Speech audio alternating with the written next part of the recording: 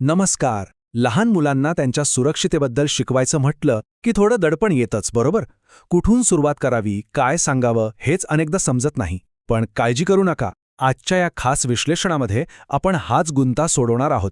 हे एक असं प्लेबुक आहे जे तुम्हाला फक्त माहितीच देणार नाही, तर प्रत्यक्षात काय करायचं हे अगदी सोप्या भाषेत सांगेल. चला तर मग थेट सुरू करूया. आता सर्वात आधी एक अगदी साधा पण तितकाच महत्त्वाचा प्रश्न. मुलांच्या खऱ्या सुरक्षेची सुरुवात नेमकी कुठून होते? शाळेतून, रस्त्यावर की बाहेरच्या जगात? तर खरं सांगायचं तर याचं उत्तर बाहेरच्या जगात नाही, तर ते अगदी आपल्या स्वतःच्या घरातच दडलंय. मुलांच्या सुरक्षेचा खरा आणि भक्कम पाया हा आपल्या घराच्या 4 भिंतींमध्येच घातला जातो. आणि तो कसा? तेच आपण पाहणार आहोत. या संपूर्ण प्रक्रियेचे 6 महत्त्वाचे टप्पे आहेत. पहिला, सुरक्षित वातावरण निर्माण करणे. दुसरा, गुड टच आणि बॅड टच.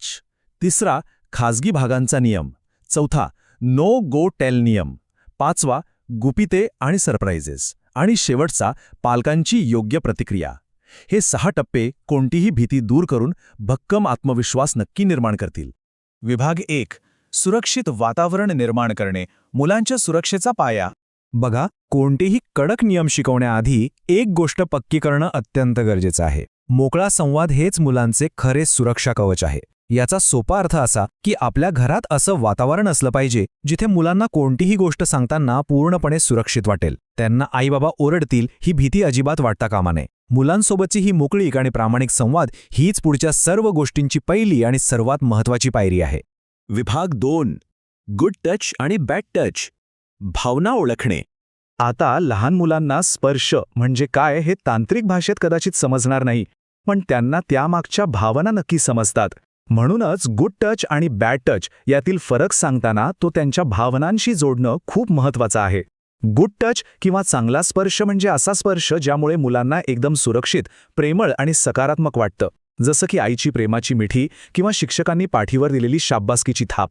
पण दुसरीकडे बॅड टच किंवा वाईट स्पर्श म्हणजे असा स्पर्श ज्यामुळे अस्वस्थ वाटतं, भीती वाटते किंवा काहीतरी चुकीचं घडतंय अशी जाणीव होते.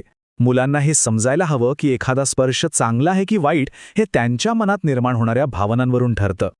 यामधला सर्वात महत्त्वाचा मुद्दा कोणता असेल तर तो म्हणजे मुलांना त्यांच्या आतल्या आवाजावर विश्वास ठेवायला शिकवणं. त्यांना हे सांगा की जर एखादा स्पर्श आवडला नाही किंवा थोडा जरी विचित्र वाटला तर तो बॅड टच असू शकतो. हा अगदी साधा नियम मुलांना त्यांचा स्वतःच्या भावनांना महत्त्व द्यायला आणि स्वतःच्या मर्यादा ओळखायला शिकवतो. विभाग 3. खाजगी भागांचा नियम. लक्ष्मण रेषा आखणे. स्वतःच्या शरीरावरील अधिकाराचा प्रश्न येतो तेव्हा योग्य शब्द वापरणं ही एक मोठी ताकद असते. प्रायव्हेट पार्ट्स किंवा खाजगी भाग म्हणजे काय?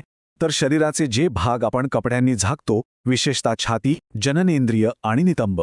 आणि यासोबतच येतो तो आपला सुवर्ण नियम. या भागांना कोणीही स्पर्श करू शकत नाही. ही एक अगदी स्पष्ट लक्ष्मण रेषा आहे जी कोणालाही ओलांडता येत नाही. या नियमामुळे मुलांच्या मनात नक्की काय योग्य आणि काय अयोग्य याबद्दल कोणताही गोंधळ उरत नाही. अर्थात यात काही व्यावहारिक अपवाद आहेत जे मुलांना स्पष्ट करणं तितकंच आवश्यक आहे, जसे की रोजच्या स्वच्छतेसाठी आईवडिलांनी केलेली मदत किंवा वैद्यकीय तपासणी करताना डॉक्टरांचा स्पर्श.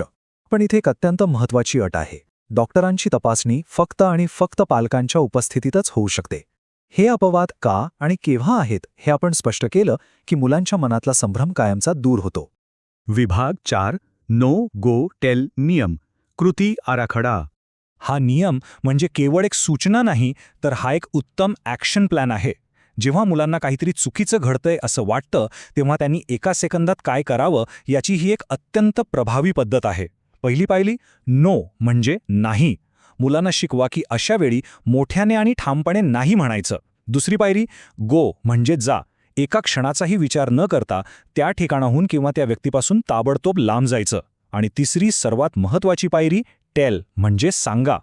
थेट आपल्या सर्वात विश्वासू व्यक्तीकडे म्हणजेच आईवडिलांकडे येऊन जे काही घडलं ते सर्व काही जसं आहे तसं सांगायचं. हा नो गो टेल नियम मुलांना संकटाच्या वेळी त्वरित आणि अचूक कृती करण्याचं सामर्थ्य देतो.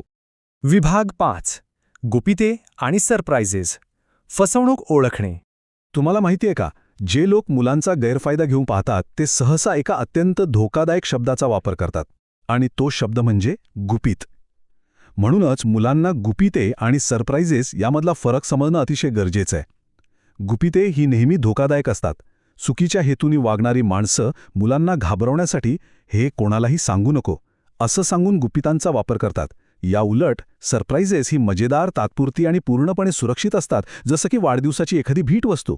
हा साधा फरक एकदा का मुलांच्या लक्षात आला की ते फसवणुकीचे संकेत लगेच ओळखू शकतात. आणि या धोकादायक गुप्तांचा सामना कसा करायचा? तर एका अत्यंत शक्तिशाली घरगुती नियमाने. तो नियम म्हणजे आपण आई-वडिलांपासून काहीही लपवत नाही. हा एक साधा नियम चुकीच्या माणसांच्या कोणत्याही फसवणुकीला पूर्णपणे निष्प्रभ करून टाकतो. कारण जेव्हा घरात काहीही लपवायचंच नाही हे ठरलेलं असतं, तेव्हा गुप्तांशी भीतीच उरत नाही. विभाग 6. पालकांची निर्णायक प्रतिक्रिया, ओळखणे आणि प्रतिसाद देणे. आता मुलांनी येऊन सांगणं हा एक भाग झाला, पण त्यावर पालक म्हणून आपली प्रतिक्रिया काय असते यावर पुढच्या अनेक गोष्टी अवलंबून असतात. कधीकधी मुलं स्वतःहून येऊन सांगायला घाबरतात. अशावेळी काही धोक्याचे संकेत ओळखणं खूप महत्त्वाचं आहे. तुमचं मूल अचानक शांत झालंय किंवा एकटं राहायला लागलंय का? ते सतत घाबरलेलं किंवा चिंताग्रस्त दिसतंय का? किंवा एखाद्या विशिष्ट व्यक्तीला भेटायला किंवा विशिष्ट जागी जायला टाळाटाळ करताय का? हे बदल वरवर छोटे वाटले तरी ते मोठ्या धोक्याचे संकेत असू शकतात. पालक म्हणून या गोष्टींवर करडी नजर ठेवणं ही आपली अत्यंत महत्त्वाची जबाबदारी आहे. आणि समजा तुमच्या मुलाने खूप हिंमत गोळा करून तुम्हाला काहीतरी सांगितलं, तर तुम्ही काय कराल? अशा वेळी या 3 अत्यंत महत्त्वाच्या पायऱ्या लक्षात ठेवा. पहिली गोष्ट, मध्येच अजिबात न थांबवता त्यांचं बोलणं पूर्णपणे आणि शांतपणे ऐकून घ्या. दुसरी गोष्ट, त्यांच्या भावना समजून घ्या आणि त्यांनी दाखवलेल्या या प्रचंड धैर्याचं मनापासून कौतुक करा.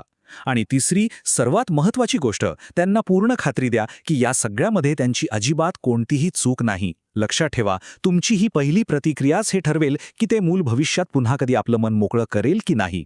आजचं हे विश्लेषण आपण एका अत्यंत सुंदर आणि महत्त्वाच्या विचाराने संपवूया.